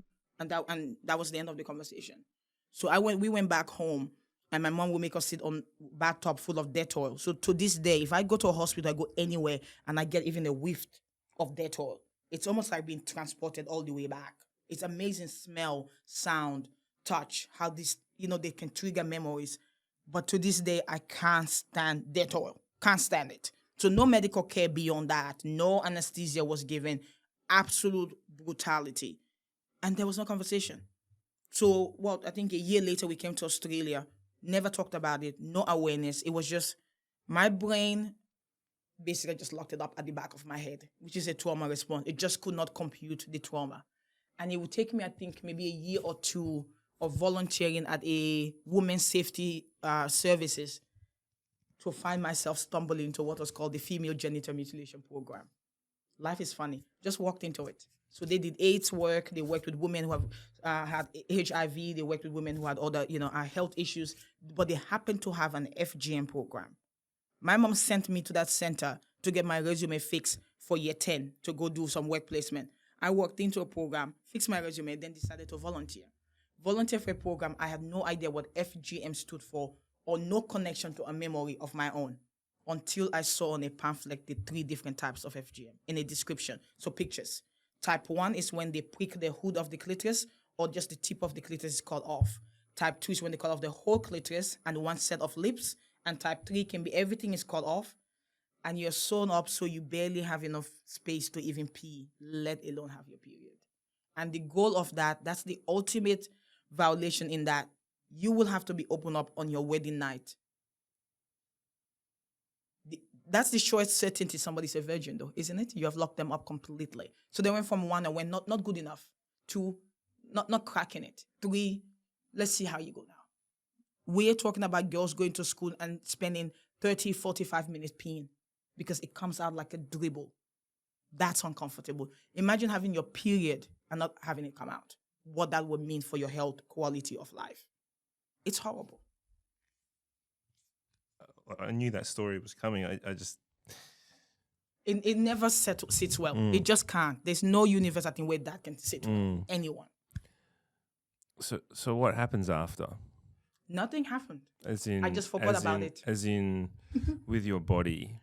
For me, and I know this, growing up, I actually assumed everyone was like me. I have no way of thinking anyone was different. I actually thought we were the norm until I'll go to school and they'll talk about sexual health and we're being educated. They'll go, everyone has a clitoris. I'm like, what's that thing? Or, you're talking about the fact that you're not meant to constantly be in pain when you have your period. I get admitted at the emergency every period, though. It's like, okay, what does that even mean? Or I was around, 17, 18, you have infertility. You may not be able to have babies because you have cysts and fibroids from the FGM. I call it in my TED talk, it's the gift that keeps giving. Because at every stage of my life, it changes and fluctuates. And something new pops up, a new consequence pops up. And then I start the grieving all over again. So I'm back to being angry with my mom. I'm pissed off. I want it to stop. I feel victimized. I feel sad for the little Khadija who could not be protected. I feel angry for the adult Khadija who has enough shit going on, chronically ill-wise, does not need this bullshit. It's a process. It's a process. Your relationship with your mum? Non-existent. No? It's hard to have your perpetrator, and I think people can't understand. That's why child abuse is so horrible. You're talking about the people who should care for you and protect you the most. When that betrayal takes place, it's almost unfixable. Kids are meant to love their parents. We are actually created to adore our parents. So when you cut off that string, something intercept that. It's horrible. I love her, but she poses the greatest threat to me. And I said that even at the age of 13, when I first saw my first psychologist. She says, what makes you feel unsafe? She said, because you have a lot going on. Is it the war of Sierra Leone and the impact of it now still? I'm like, I don't sleep. I'm very hypervigilant. I'm always anxious. I always think they're going to come and take us away, or we're going to go back. I'll wake up and I'm back there. And I'm like, no, that's not actually what's making me feel unsafe. She's like, is it the racism? I'm like, it sucks to be black and a girl and to be young and have all these things come at me. No, that's not it. She said, what is it? Living with my perpetrator every single day, whose decisions have now impacted me, but every day she gaslights me and tells me somehow it's okay and it's normal. And when I deal with the health consequences, when I have my period and I'm crawling on the floor because I can't even walk properly, she still has the audacity to act like she did me a favor, like she empowered me. And like then when I use that power to work in this space, to fight this fight, to make sure there are no more little Khadijas, she wages a war of destruction in my family for everyone to turn against me.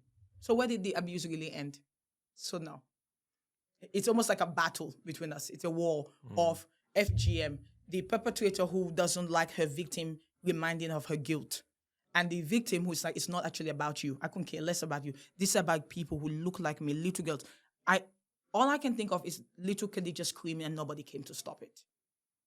And saying that is not going to be the decision I make. She may have known this was not okay. She may not have known it's not okay. But when she became aware this is unacceptable, she's a nurse, she's educated, she still chose to do nothing. And my favorite quote is, all it takes for evil to prevail is for a few good people to do nothing. That's actually my favorite quote. We are the ones who let evil prevail. If we choose and make a choice to be part of the solution, I can't tell you how many babies I have protected. So I have done what I wanted to do. I wanted less Khadija, so I've made sure that is what has happened. Less Khadijas, and less my mom, less women who have to feel guilty, less moms to be put in that position, less moms to have to go, I can't love you because we can't reconcile our relationship anymore. That's okay. I have a bigger purpose to fight. I'm not worried about cuddles at the moment. Your mum... She's a strong woman. Is the reason why you're alive, right? And it's a confusing conversation. Yeah. Is she or is it God? Well, I mean...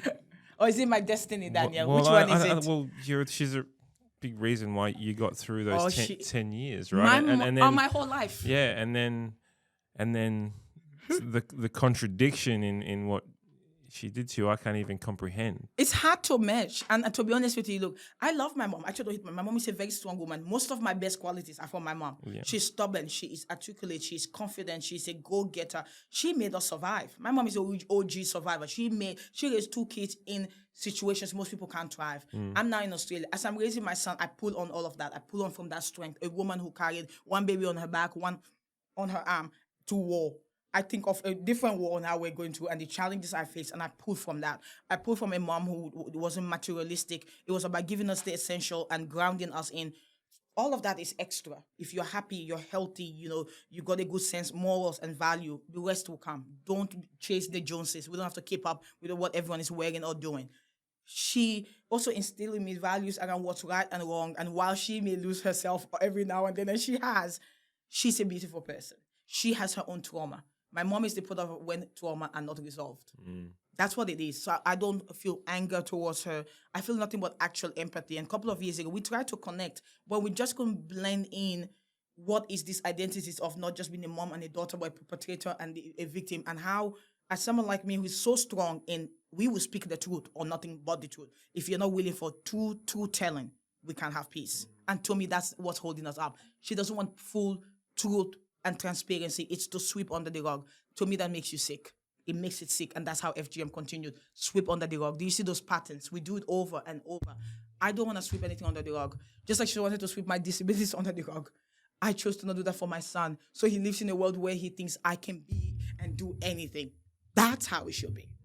But I learned from the best. I also learned not what to do. So I'm grateful to my mom. I'm grateful.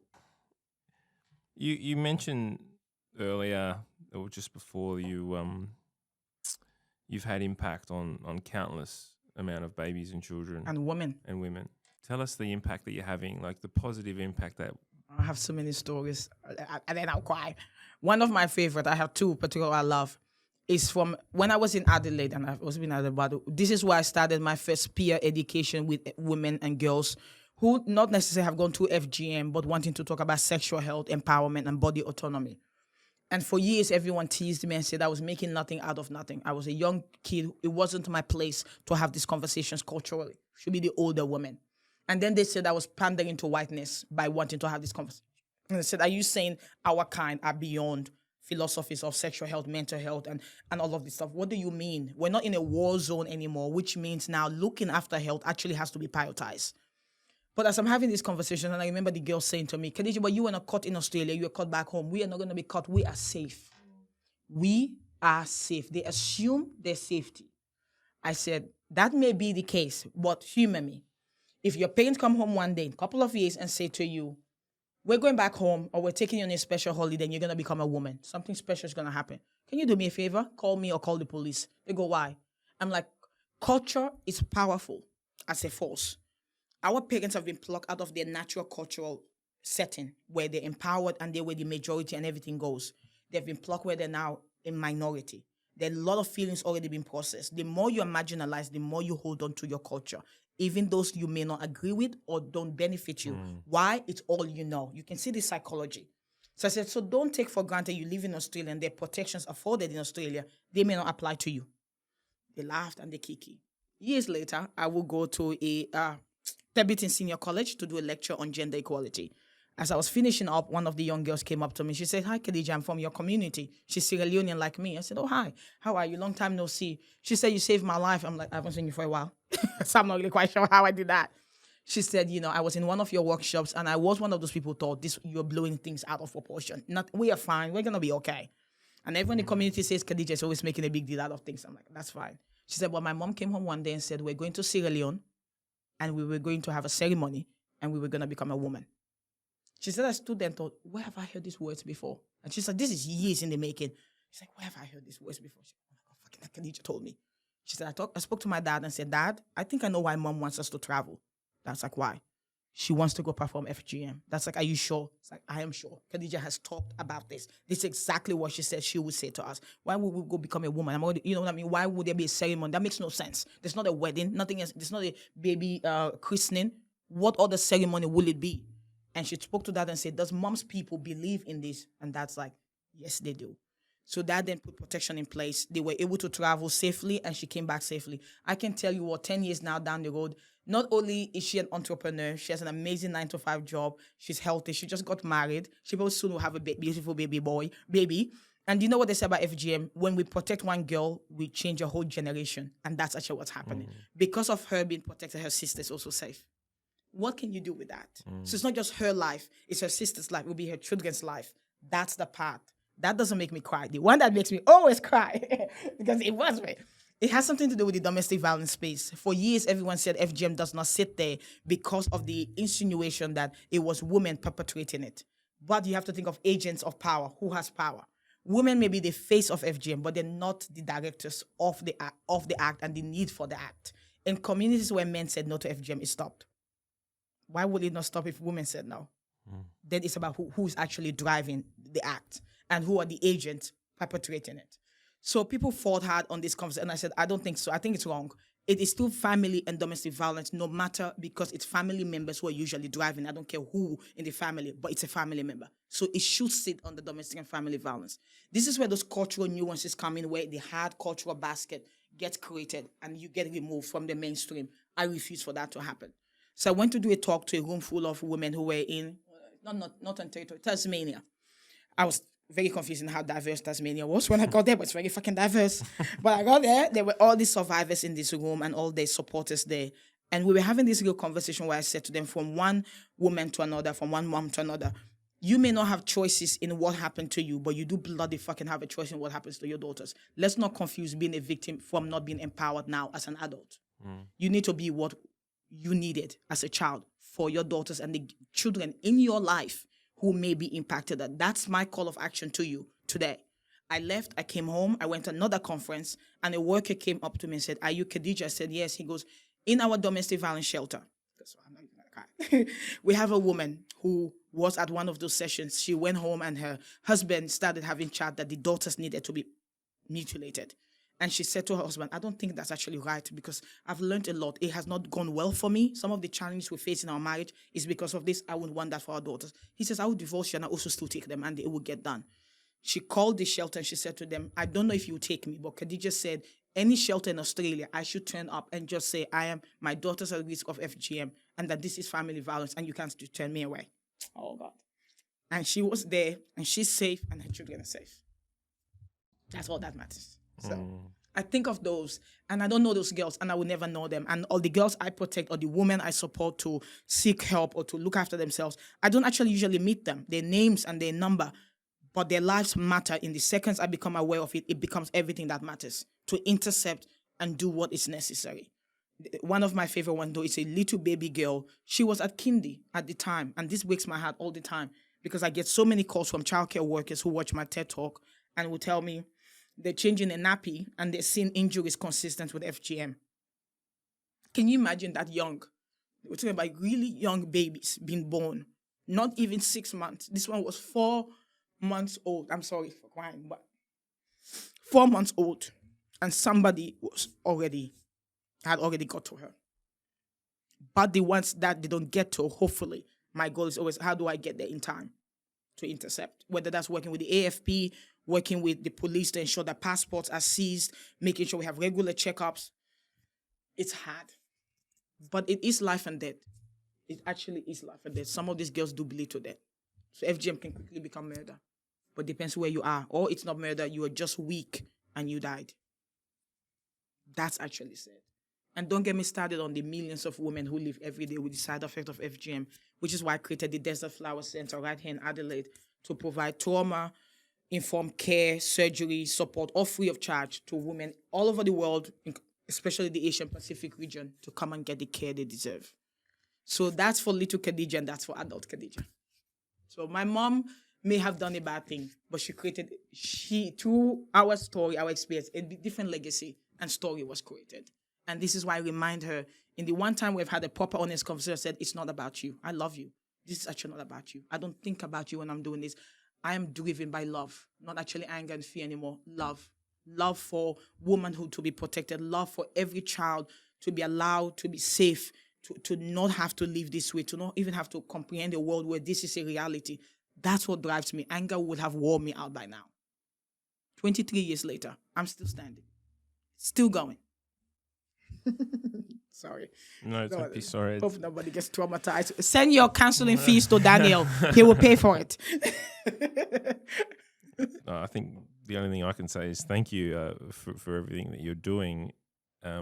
It's obviously very meaningful. I'm actually lost for words. That's a good thing. What can we do? I think look, I've got 2 young daughters, so this is hitting me hard. Yes. What can we do? I think we can start by loving the babies in our lives. And I say that all the time and people think I'm going to say some huge thing. I go, no, we have to love and protect them. We need to make sure they're sassy, they're bossy, they have a voice. We don't force them to hug people. They don't need to hug. These are simple philosophies, but they are part of protecting them. You don't need to hug that uncle. You don't need to hug that auntie. You don't need to sit on anybody's lap. There are no secrets. If somebody tells you something to keep a secret, I will believe you. You don't need to hide it. I won't blame you. We need to say that to our teenagers. If you go out and you're in a horrible situation, call me. I don't care what you did. I don't care who did what. I will pick you up. Our children are living in a world that's very unsafe in ways we could not have imagined generations before. We're talking about social media. We're talking about grooming. We're talking about games. We're talking about teachers. We're talking about the people we think they should be the safest with, targeting them. All we have is that love we say to them, and the love we show them, and the power we give them to have a voice, to tell us when something is not right, to trust that we will hold space for their experiences, that we will listen to them, that we will not protect anyone else. We will protect them. They matter. Whether we have to break up with Uncle Paul or the family, it doesn't matter. What matters is those babies are okay. Because a world where they're empowered, they have a voice. When somebody says, I'm going to do that to you, they go, I'm going to go tell my mom, I'm going to tell my dad, I'm going to tell somebody. When somebody says, keep this a secret, they go, we don't keep a secret in my home. It starts as simple as that. It starts with making sure boys and girls are raised equally. Treat your daughters, take them to tennis, let them choose the toys they want. Do not limit them to their gender. If your child is gender diverse, love them. They are still your child. They're disabled. They're different. They're gifts. I can't get over that. They are gifts. Love them and protect them. The rest is extra. That's it. They just want us. That's our job. You know? Nothing political. It's really just simple. But beyond that, I think as a nation, as organizations, our own gender policies at work, your carers leave, your domestic violence leave, your disability leave. Looking into that is you also saying something. It's you making a point on what culture you want, what services you want, mentoring programs to bring up the young, give them a chance, choose minority groups. I mean, I'm who I am because people gave me a chance. I had mentors. People thought Khadija had something to offer. You have something to say, I will give you a platform. Like today, you're giving me a platform to come here. We're going to talk about me being sick and unwell. Instead, we've talked about what is truly at the heart of who I am as a person. I'm a mom, yes, I'm a carer. But at the heart of it, I'm a humanitarian. I'm all about people's humanity. How do we protect it? How do we give people dignity? How do we give them a voice? How do we come together with a shared humanity rather than looking at our point of differences? How do we celebrate those differences? If I was just a cut girl who then said, well, this is horrible. Oh, it's horrible, too bad. That could have also just been the story, dead there. I could have just said, oh, I'm the refugee kid who speaks 8 languages. Nobody can ever understand me. It could have just ended there. But instead, I looked at my story, I looked at my circumstances, and what I saw was an opportunity to do my part, to change the story from my point of view, from that point on. When I knew better, I did better. And that's what I was asking my mom to do this time. Not to blame her for what she's actually already done. It was to say, you know better. I'm challenging you to now do better, to be a role model for others. So I think I would like to simplify it that way. Nothing political, nothing grand. Don't need to take to the streets. It's how you raise your kids at home. The share of labor, how we talk to them, how we treat them, how we treat our colleagues, the work culture we have. These are the simple things. People don't like them. They're not sexy. But it's the building block of our society. Khadija, before I watched your TED talk, I didn't even know this existed. Like most people. And what role can I play? This TED talk is a role. The amount of people who watch it, and in a circle where this might not be within their realm, to be honest with you. Yeah. That's the power of podcasts and why people say, why do you do them so much? They don't even pay. There's no money. I'm like, you people don't understand currency. I get to be in the bedrooms and houses and cars and rooms with people who don't get to actually physically meet me. The accessibility of this mode of communication. We're talking about parents listening, teachers, there'll be kindy people, carers, CEOs who are going, oh, gee, I don't have a disability leave. Maybe I should look into that. Oh, shit, what's my gender divide in my workplace? This was about genitals, but we have come down to the nitty details. Yes, we started genital, but it's all connected. It's all connected. I think for those listening, I'm back to work. If anyone is a keynote speaker, a cultural consultant, Mama is happy to help out because, having taken 12 months, no, you take 12 months off, Daniel, and it feels like the world has changed. I feel disorientated. I was at a board meeting the other day, and I have not sat in the boardroom for 8 hours. I went, oh, my God, kill me. Jesus, this is hard work. But then I was like, no, you must work. You must work. No, for me, it's collaboration is the key. So if you want to collaborate, whoever wants to collaborate, working together, bringing in that cultural intelligence, bringing those other thought processes, I think it's what makes our world go around. That's how you can support my work. That's it. Simple. And a tequila bottle from you, Daniel. And Udi, where's the Udi man? If you're listening, Mr. Udi man, I love Udi. I'll be a model for you. I'm cute. You can't see me, but I'm cute. I'm a model part-time. Shout out. Just for context on that Udi one, Dave Fogarty has been on this show, who is the founder of Udi. Hi, Dave. Me likey, Udi. Thank you. I'll send it. Can we clip that and I'll send it? Yeah, I like Udi. I'm obsessed with Udi. I was about to tell him it's autistic friendly. Very friendly. Look, we're going to run out of time. I haven't even asked any of these questions on my list. You have to have me a second time. You have to have a part two. The people are going to say, give her a part two. A part two, Khadija. Yeah, I think there'll be more than I think you have to do it. No, we will. Because I think, look, this is a business podcast, and I think what you have brought to the table is life lessons, right? But that we should be applying and thinking about into business, correct? And I don't. I've got so many questions. But you just touched on cultural intelligence, then, which is something that we're seeing a lot of lack of, and somewhat, I would say, a lot of token gestures as well. It is, and there's people that get up on stage and they're not say, walking the walk, just talking I'll the use talk. acknowledgement for the country just because they have to, or they feel like they have to, as opposed to of country. Yeah, correct. For the sake of it. And it's the template one as well. It's not even the one. They haven't even changed and thought of the name of the actual country they own. And that might be helpful. From a business and leadership perspective, what can we do to remove any token gesture and actually make it something that is important to all, especially to those who have a different perspective or view? I think we need to be curious. Part of the problem with tokenism, and I think and cultural intelligence and people being interested in that, which is good, is the lack of curiosity and not knowing the why they're interested in it. You need to know why. It's not just we're asking for cultural diversity for the sake of it. Cultural diversity is an inherently good thing. It's a positive thing in any business, in any organization. That's a why. That's already a good why enough. But the second part is actually implementing it. It's not as good enough as throwing a black person, Asian worker in your office and you go, tick. Actually, it's not. You're just getting started. Have you factored in their cultural safety then? How you engage with them, how they engage with clients, what their cultural needs are? And I'll give an example. I got invited to sit on the Advertising Standards Board. So if you're in Australia and you have any adverts from radio to TV to billboards to shopfront, and you have an issue with it, whether it's racism, sexism, it's stupid, whatever it is, that advert comes to us, and we as a board decide if it breaches a code. If it has breached a code, we ask for it to be taken down. If it hasn't, we dismiss it.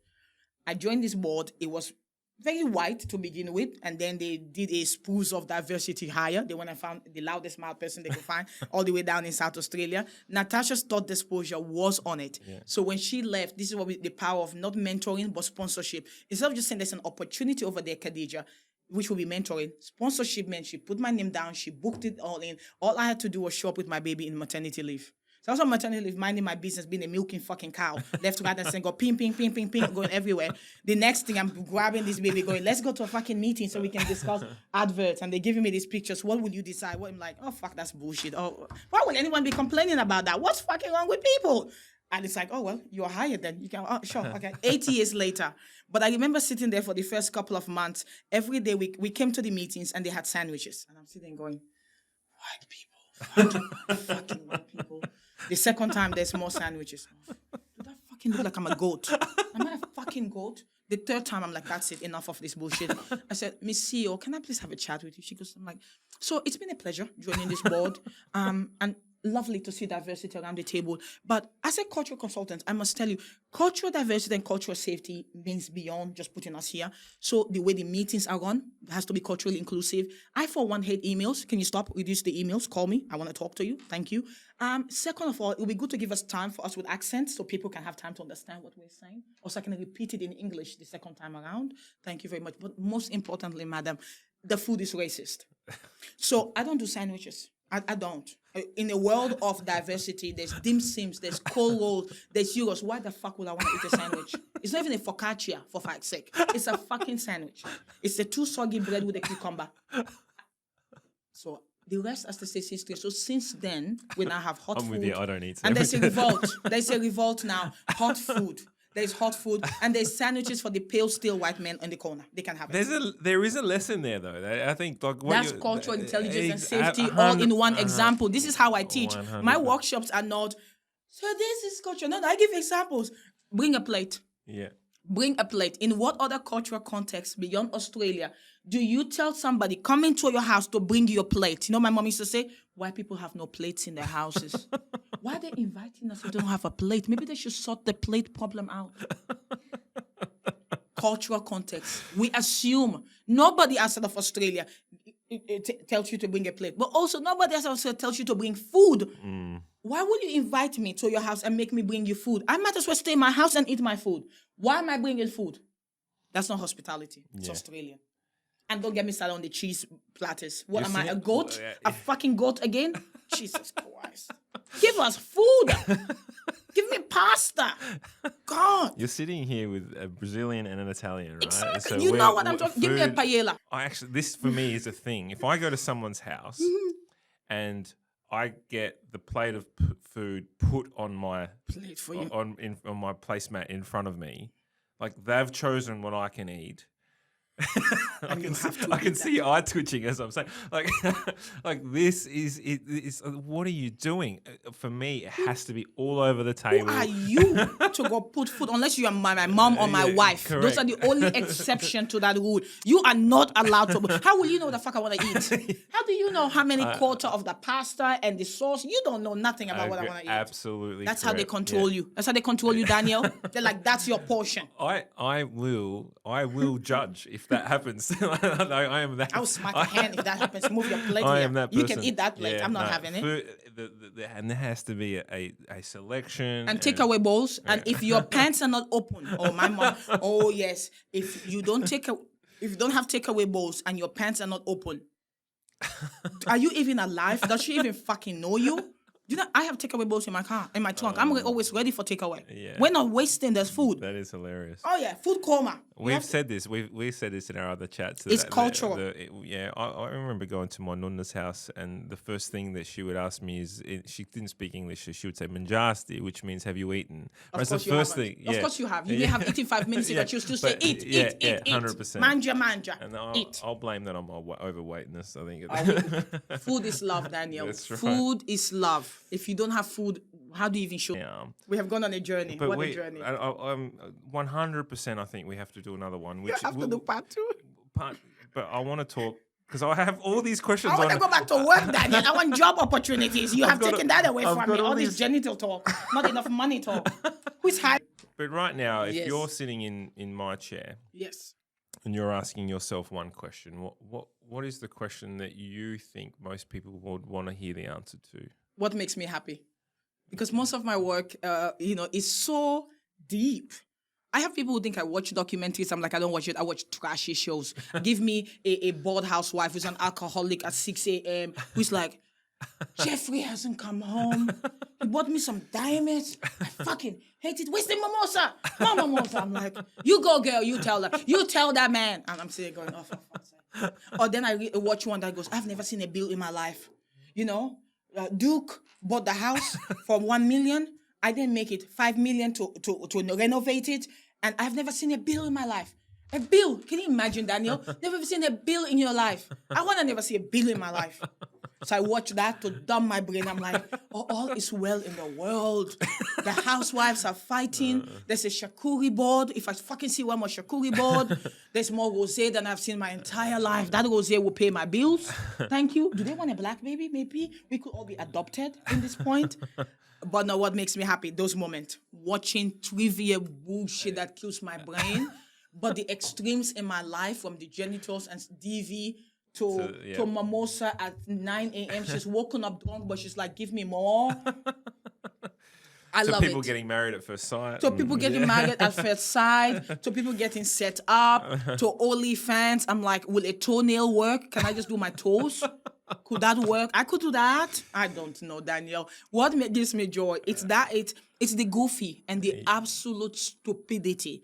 You expect somebody serious. You expect somebody who's just like, it's all happening, speaks like they're reading from a dictionary. That could not be further from the truth. I want to talk smack. I want to talk bloody fucking smack. Lot of smack. That's what I want to talk about. When you came in here, we were talking about Angelina Jolie. See, I want to be like, who's giving up a black baby? Who's adopting a black baby? Who's doing what? I want to know. I got one that might be up for grabs. I got a freeloader in my house too. The dog and the baby. If you want to mind diamonds, I have met your dog. What was your dog's name? Milo. Milo. That's right. the freeloader number 2 who needs to get a job. I'm trying to make him Insta famous. For anyone who works in pet insurance, Milo is available for free photo shoot and will be happy to model for you. He is the son of a human rights activist after all. Just throwing the pet insurance out there. ISPCA, don't call me. He's fine. What? As we glide into the end of this, what, do you have hope and optimism for what you're doing? Oh, you have to. God, it's depressing what I do. Are you fucking kidding me? Oh my God. It is so depressing. Sometimes I get so scared. And optimism for the potential of change? I have to. My work is built on the premise of change is possible. The moment I lose that, then it's all for nothing. We have to believe. If Nelson Mandela didn't believe what he believed, where would we be? If Gandhi didn't believe what he did, what would we do? If Mother Teresa didn't believe, not the Queen. I don't know what the fuck the Queen has done, sorry. Who else has done great shit? If Khadija didn't believe, 3 million people wouldn't be like, oh my God, I can be a change maker. You have to believe in the possibility of change. Hope. I know that people don't like hope, but I have to be hopeful.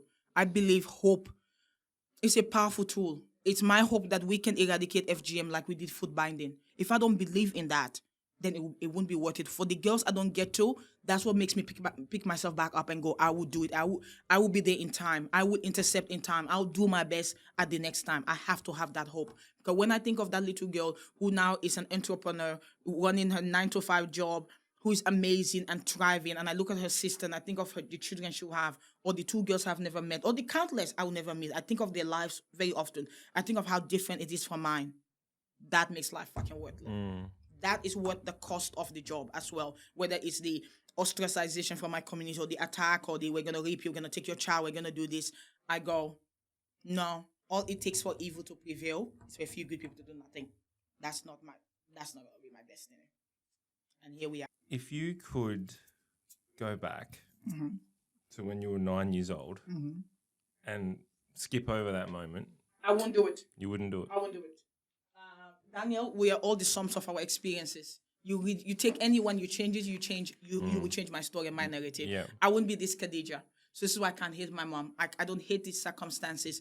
What matters to me so much, not what has happened, is how to make it not continue to happen. I don't choose to live in the past. I'm living in the present, the now and the future. So if I can name of girls and women and people's life have impacted, those 3 million you're talking about, those are all champions in their lives who have gone to make change, who have stopped this in their family, who have gone to their working places and gone, we are going to do something about this. Sponsors, people like, I'm going to volunteer my time, Khadija, what do you need? How do we galvanize? Any PR people call me. How do we galvanize?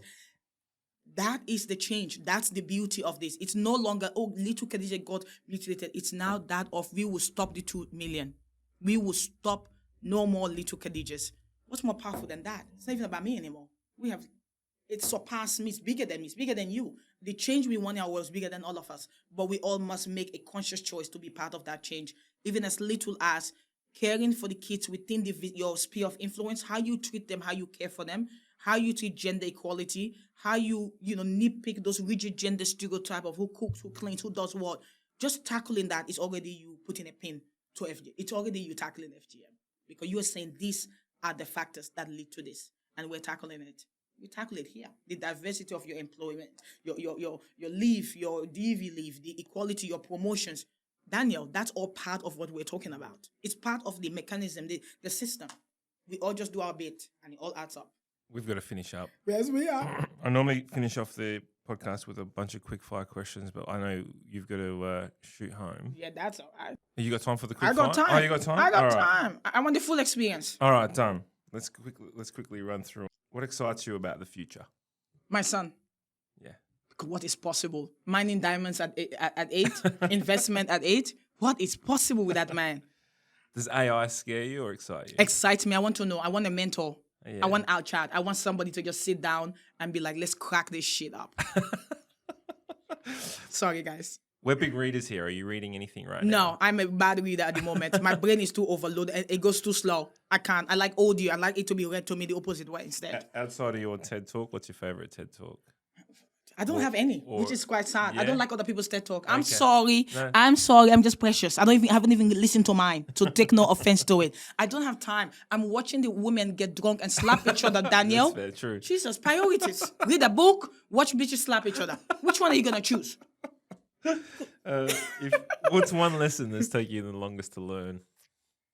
Oh, I am amazing. No, when you grow up in abuse, you grow up, being defeated and put down, and you have so many points of difference. It can be hard to remember that you are.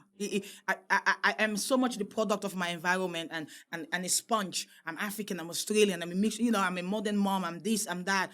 It can be hard sometimes to not lose in there yourself. So having to remind myself, I'm actually okay. But I'm also more than all of that. I'm more than what I do. I am just Khadija. And that's also okay. Yeah. Here. If you could have, I know you don't drink coffee. If you could have a meal with one historical or current figure, who would it be? Give me a paella, some tacos, margarita, champagne, and I want to talk to Jesus. Jesus. I want to talk to the man. Teach me how to make water into wine. Has nobody not thought about this question? I could save money. Jesus, Daniel, get your priorities right. I gotta have a mimosa with my teammates from Real Housewives of Beverly somewhere. No, but yes, honestly, I want to talk to Jesus. To have a chat with him. Would be an interesting chat. Oh, I think Jesus would have a good time with me. The woman from the well, she got nothing. Mary Magdalene has nothing on me. I'll be like, Jesus, what do you think about the clitoris? What's your take on the clitoris? Isn't it amazing, Jesus? I think it's amazing. Bringing it back will be a good power show of your power. What if Jesus can restore your clitoris? Now that's better than working on water. Healed leprosy. Bring the clitoris back, Jesus. Can we start a campaign? Jesus, bring back the clitoris. Hashtag Jesus, bring it back. I never thought anyone could ever ask that question to Jesus Christ. Well, I am ready for his resurrection. Next Easter, when he wakes up, me and him have an appointment. You tell him that. Somebody book in his calendar. When he wakes up next Easter, I want to chat. For everyone listening, I am a Christian. Calm down. We're all going to be okay. That's my father-in-law too. Thank you very much. Don't own him before they come for me. Oh, Jesus. Oh, I don't know where to go from here. We love Jesus. What's some of the best advice that you've ever received? I think it was the one where my mentor says, know your value and your worth. I used to undercut myself. And being an activist, because I came from that background before going into business, everyone wanted everything to be free. Because for so long, it was free. And even now, people would try me. I stopped talking on the phone with people where I would say, no, we'll have a nice chat, send me an email, because you can't manipulate me over email. I can either go yes or no, I've heard you. But the fact that people do get manipulative, oh, well, you believe in this. It's like, I got bills to pay. I have 2 freeloaders. I have a plot of land for mining for an 8-year-old. I got to work. Please pay me what I'm due. But we also talk about the gender pay gap. We don't talk about the cultural pay gap. Do you know my female white counterparts who are consultants make more money than me? Oh, do they? So it's not just the men. They make more money than me. Because somehow, even with lived experience underpinning my work, still not good enough. They get paid more. It's only recently I started traveling business class as part of when I travel and I say to people, my clients, that's the flight I will want. I don't want a normal flight for this very reason. They're like, oh, you could have always had that. How will I know that? But I know my white counterparts always have those extra bonuses thrown in. Because I guess you come from that perspective, even I do, where I'm like, I'm a humanitarian. I want to make a difference. Sometimes that can cloud the money part because I'm going, oh, it's the heart and the brain coming. It's like, oh, which one is going to lead? I'm like, bills, the freeloader. Then I'm like, okay, let's focus on the amount here, shall we? Yeah. I have to remember my child. I'm like, not everything can be free, but I think I struggle with that. And my mentor said to know my value and my worth and to remember I'm Khadija fucking Gbla. She's like, do you know what you're worth? Just you standing there, the way you speak, the way you can capture content. Nobody can do that. So do not think less of yourself. Bill accordingly. If somebody can afford, that's fine. They can't. It says nothing about you. It was powerful. And she was a woman of color as well. She said she didn't get paid either as a CEO well compared to her white counterparts. Can you imagine that? And she was a CEO. So yeah, I work hard on that every day nowadays, knowing my worth and remembering it. That was the best advice. I love that. What's your biggest pet peeve? people in general. I'm autistic. I don't like people that much. Honestly, I can't. I'm sorry. They exhaust me. It's too much. And I never know the cultural context, the social cues. Am I not meant to blurt that out that you had sex with somebody this morning? Then why the fuck did you tell me about it? You cut your hair, nobody noticed. I noticed, but you don't like it, too bad. I'm sorry.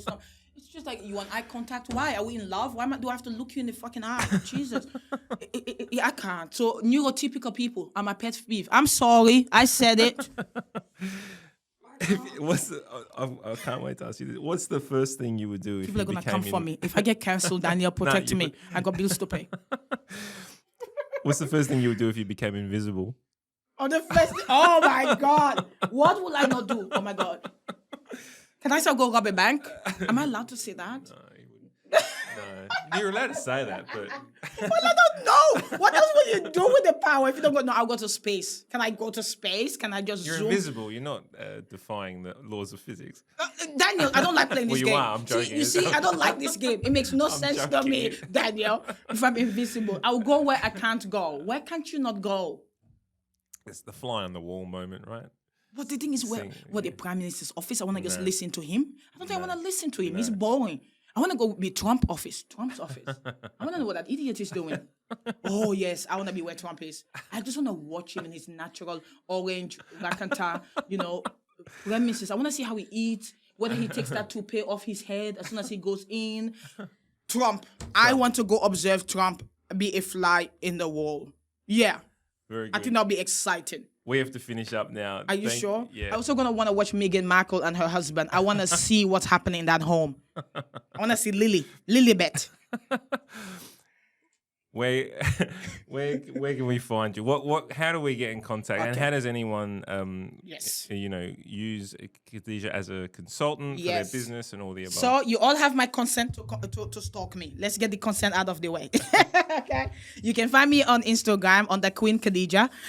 You can find my website online as well, khadijagbla.com.au. And I am available for all things training, consultancy, project management, keynote speaking. Oh, and voiceovers, because, why not diversify my portfolio? But I work, my last client was the Prime Minister and Cabinet and Estee Lauder. So I work with diverse range and sizes of businesses, private, non-private. And it's fun. I love what I do. It's not stuffy. You're not getting a stuffy white man talking to you. You're going to get all the sass, all the flavor, all the extra. That makes training and those conversations very productive. Thank you so much for having me. We'll have all your information all my info, on our website and on our show notes. So SynergyIQ.com.au, you'll see it there. Please look after yourselves, everyone. Have self-care when you listen to this episode. It's okay to have any body natural reaction. It's all normalized. Look after yourself. Thank you for honoring my story. Well, I just want to say thank you. Thank you for all that you do. Some would see some would be scared to speak up like you do, would feel some shame, would feel vulnerability, and you, like you just said, you do it with sass and with love and always with love and with passion that is unmatched. And you're changing the world. So we all are. Please keep being you. Please keep doing what you're doing, and we'll all be there supporting you in the background. And watch out for part 2. And yes, we'll definitely have to. I do want to talk about that business stuff, so you will definitely go into part 2. We're going to do part 2. Thank you very much, Khadija, for your time. Thank you, Daniel. Thanks, everyone. Catch you next time. Thanks for listening to the podcast all. You can check out the show notes if there was anything of interest to you, and find out more about us at SynergyIQ.com.au. I am going to ask, though, if you did like the podcast, it would absolutely mean the world to me if you could subscribe, rate, and review. And if you didn't like it, that's all right too. There's no need to do anything. Take care, guys. All the best.